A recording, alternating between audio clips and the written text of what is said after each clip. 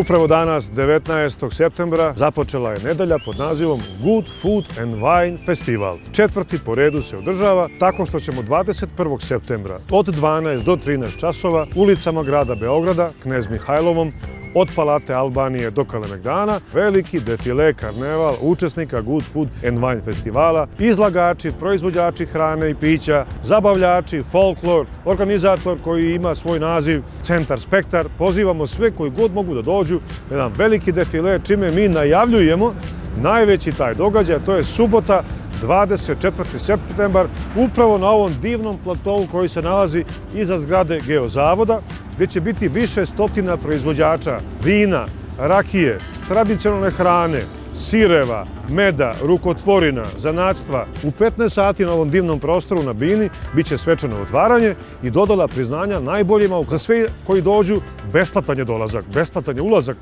među izlagače. Mi sada kažemo veliko hvala Beogradu na vodi jer je sad svoj lepi kapacitet stavio u funkciju da mi dočekamo i izlagače, i goste, i medije. Dobrodošli u Beograd na vodi, u Beograd, u Srbiju, na ovaj divan međunarodni festival četvrti po redu.